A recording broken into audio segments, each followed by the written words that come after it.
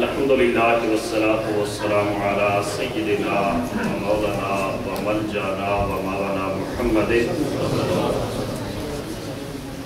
النبی الامی العربی القرشی الہاشمی الابتحی المکی المدنی الحامی الشاہد المشہور الولی المقرب اما بعد فاعوذ باللہ من الشیطان الرجیم بسم اللہ الرحمن الرحیم قال اللہ تبارک و تعالی فی القرآن المجید والفرقان الحمید قل بفضل اللہ و برحمتہ فبذالک فلیفرحوا هو خیر مما یجمعون۔ صدق اللہ مولانا العظیم۔ حضور آئے تو سر آفرینش پا گئی دنیا، حضور آئے تو سر آفرینش پا گئی دنیا، اندھیروں سے نکل کر روشنی میں آ گئی دنیا۔ حضور آئے تو روکھے چہروں کا زنگ اترا، بجھے چہروں پہ نور آیا۔ روکھے چہروں کا زنگ اترا، بجھے چہروں پہ نور آیا۔ حضور آئے تو انسانوں کو جینے کا شعور آیا۔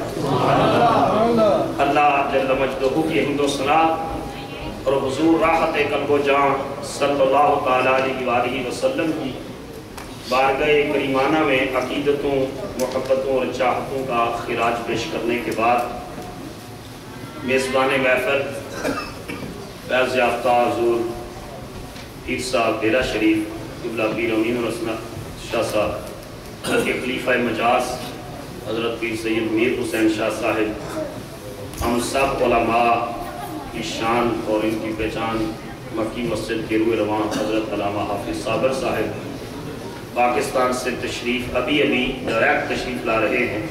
پاکستان کے عظیم عالم دین مفتی محقق الاسر حضرت علامہ مفتی محمد اقبال چشتی صاحب اور اہل سنت کی تمام محفلوں کی رونق محترم صوفی مشتاق نقشبندی صاحب، پاکستان سے تشریف لائے ہوئے ہمارے بھائی ڈاکٹر غلام مرتضیٰ نقیبی صاحب اور میرے بھائی نعت خان محمد اصغر چشتی صاحب بٹ صاحب اور دیگر واجب الاحترام بزرگوں، دوستوں، عزیز ساتھیوں، میرے بھائی قاری حبیب اللہ صاحب، اللہ پاک کی بارگاہ میں یہ عرض کرتا ہوں کہ حافظ صاحب نے میرے بارے میں جو جملے کہے ہیں اللہ بطور دعا ان جملوں کو قبول فرمائے اور اللہ ان کی عمر میں صحت میں اور زیادہ برکتیں عطا فرمائے۔ یہ جب تک ہیں انشاءاللہ مکی مسجد اتنا بڑا پروجیکٹ پورے امریکہ میں مسلمانوں کا، پاکستانیوں کا، انشاءاللہ ان کی قیادت میں یہ پروان چڑھے گا انشاءاللہ۔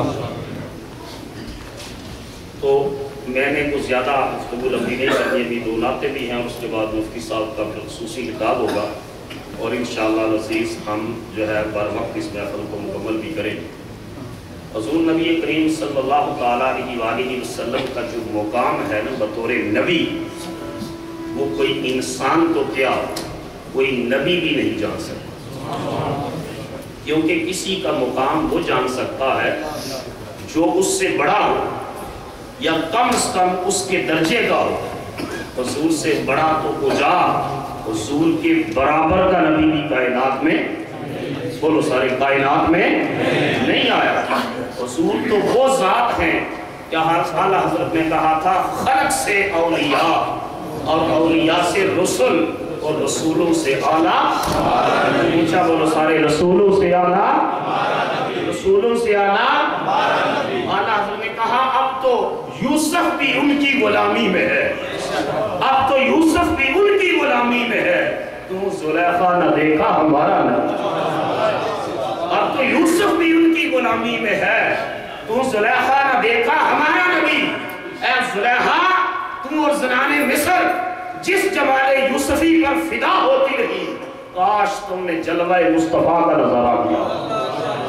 اس نے یوسف پہ کٹی مصر میں انگشت زنا، سر کٹاتے ہیں تیرے نام پہ مردانے عرب۔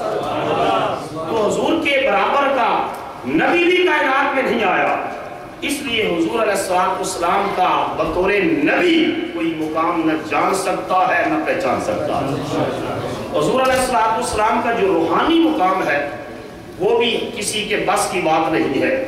کوئی انسان تو انسان رہا، کوئی فرشتہ بھی مصطفیٰ کریم علیہ السلام کے مقام روحانیت کی رفت کا ادراک نہیں کر سکتا۔ حتیٰ کہ حضور علیہ السلام نے صوم وصال رکھے، continuously fasting, sometimes 24 hours, sometimes 36, sometimes 48 hours continuously fasting، لگاتار حضور روزے رکھ رہے ہیں۔ صحابہ نے دیکھا کہ حضور صوم وصال رکھتے ہیں، ہمیں بھی رکھنے چاہیے۔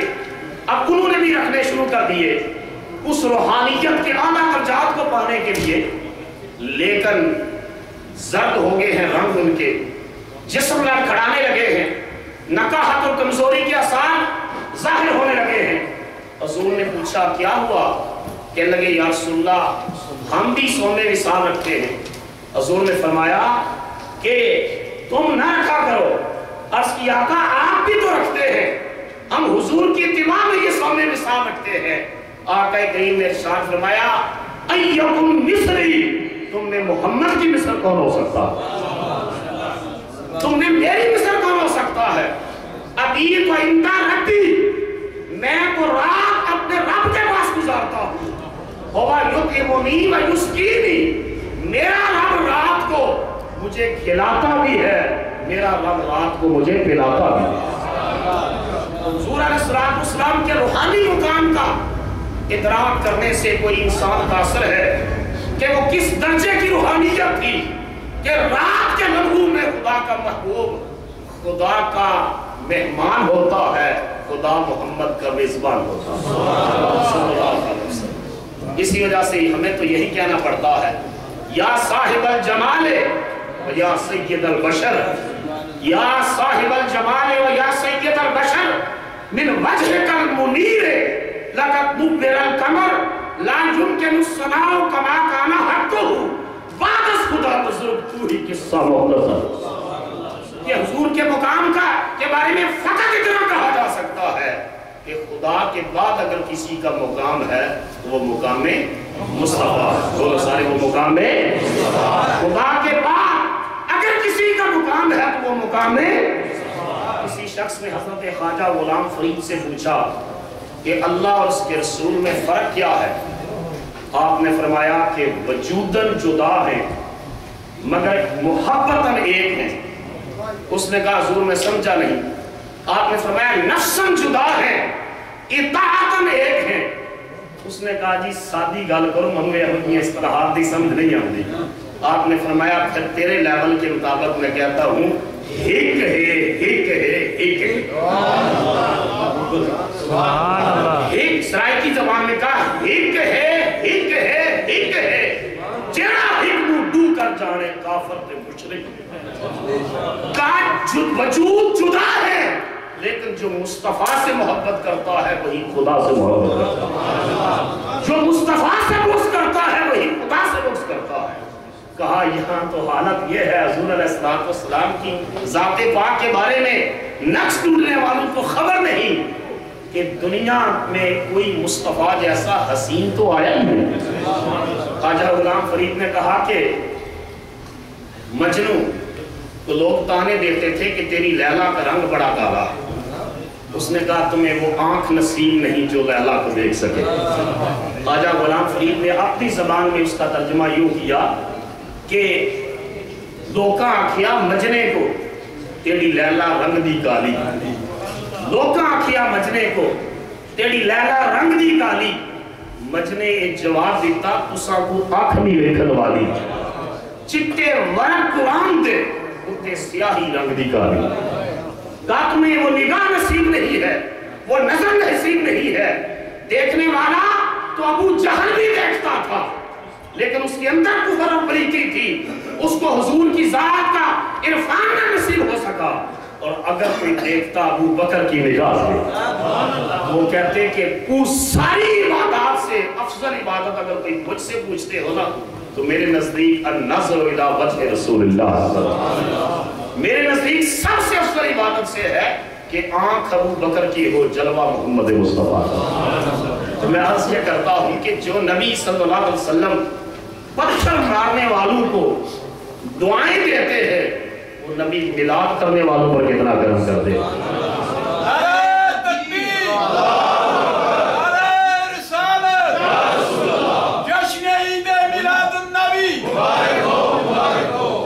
اور اس وقت پوری دنیا میں آج کا دن میلاد مصطفیٰ کا دن، آج کا دن جشن ولادت رسول کا دن، جس دن آقا کریم علیہ السلام پیدا ہوئے 12 ربیع الاول شریف۔ بولیے 12 ربیع کہتے ہیں بہار کو، بولو کس کو کہتے ہیں؟ بہار کو۔ ربیع الاول پہلی بہار، بہار میں نہ سردی ہوتی ہے زیادہ نہ گرمی ہوتی ہے، بہار کا موسم بڑا روح افروز اور بڑا دل کو جو ہے لگنے والا، بڑا راحت اور تسکین والا موسم ہوتا ہے۔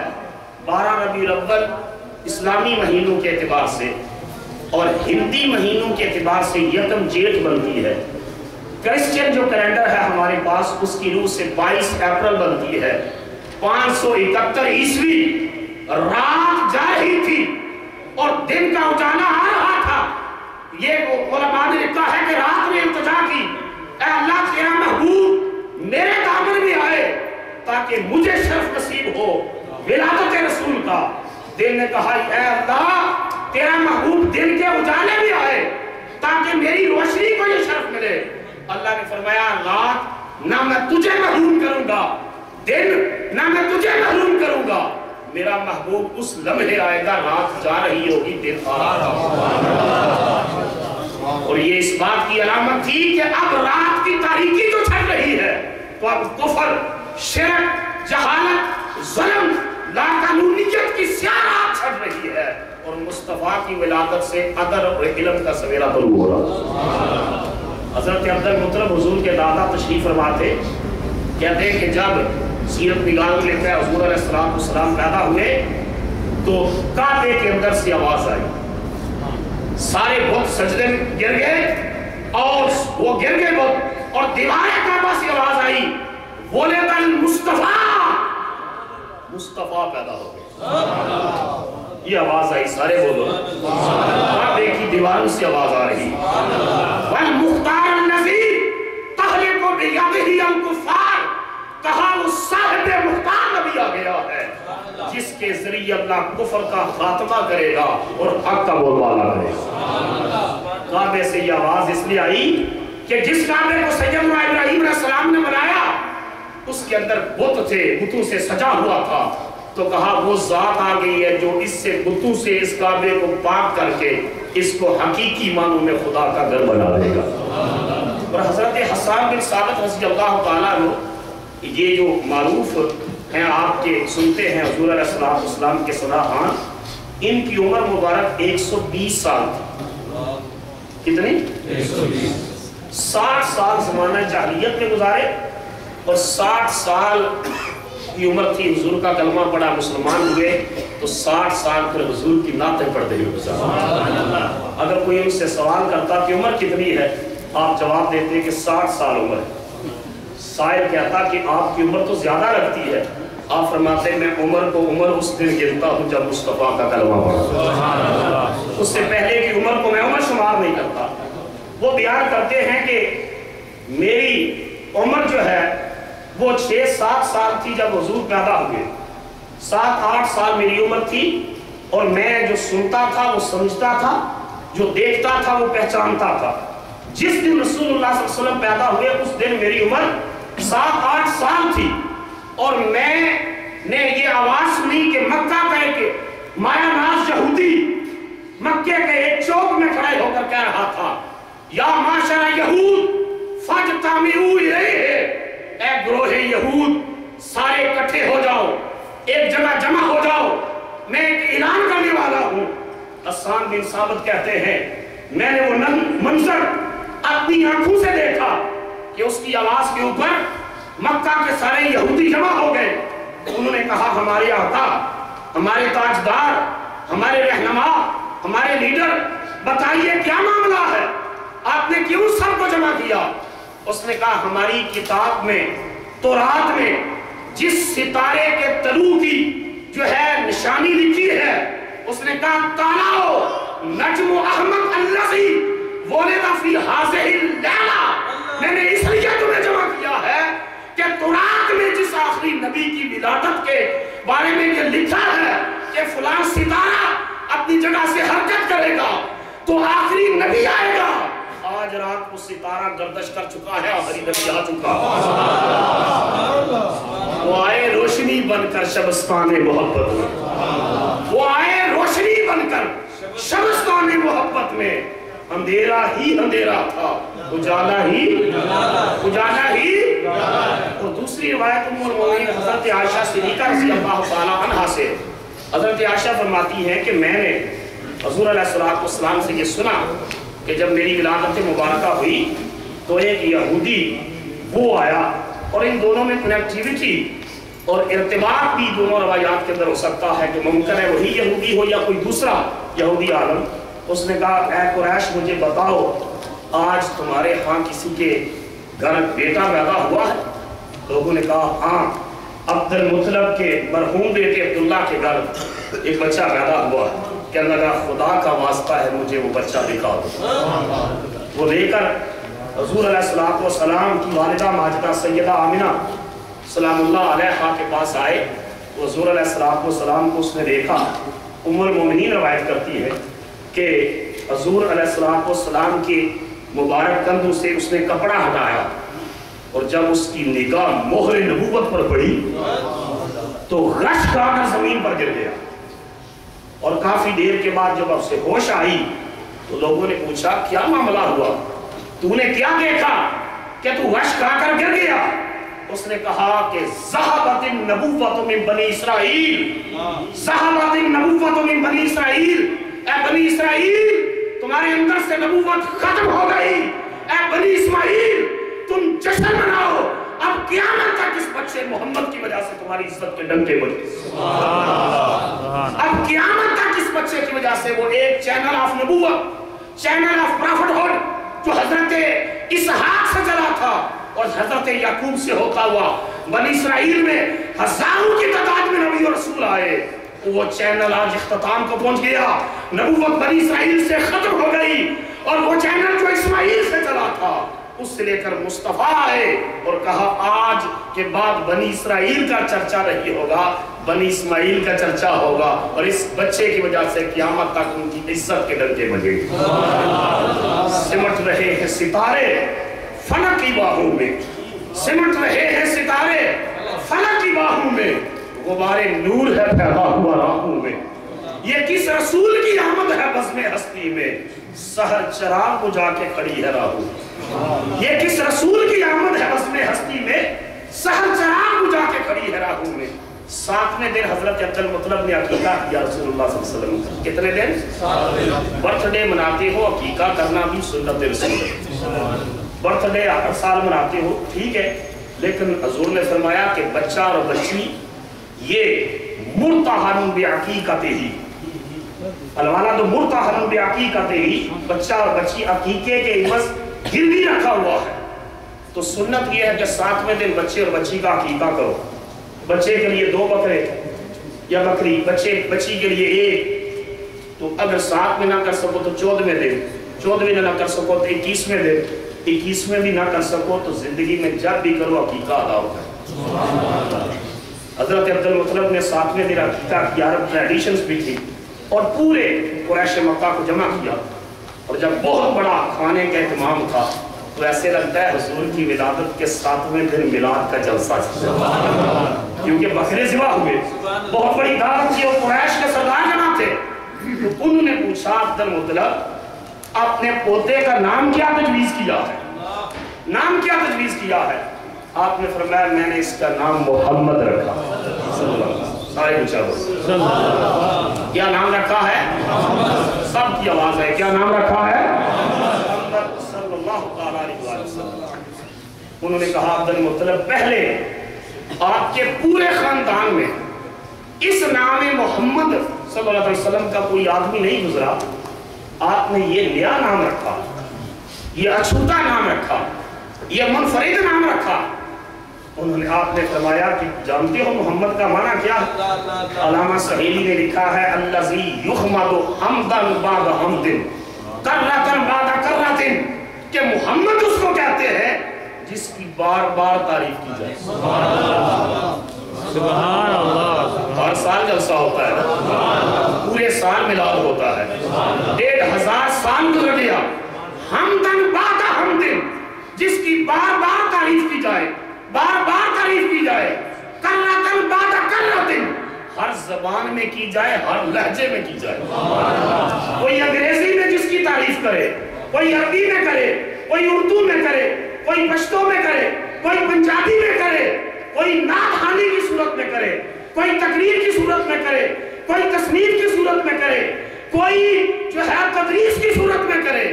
جس کی ہر رنگ، ہر لہجے، ہر زبان، ہر وقت، ہر زمانے جس کی بار بار تعریف کی جائے اس کو محمد کہتے ہیں. حضرت عبد المطلب نے فرمایا کہ جانتے ہو کہ میں نے جس کا نام اس لیے محمد رکھا ہے الذی یحمد اللہ فی السماء وخلقہ فی الارض. میں نے ان کا نام محمد اس لیے رکھا ہے کہ آسمانوں میں خالق ان کی تعریف کیا کرے گا، زمین پر مخلوق ان کی تعریف کیا کرے گا. کڈا سنا نا تیرا مدنی من مونیا، کڈا سنا نا تیرا مدنی من مونیا، جگ ہویا سونا تیرے نام نال سونیا.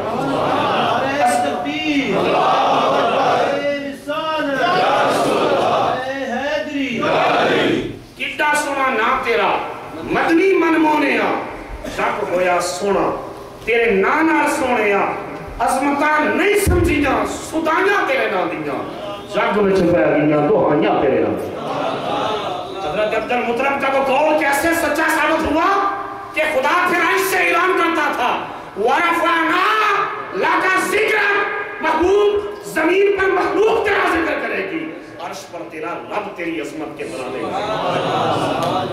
فرش والے تیری شوکت کا علو کیا جانے.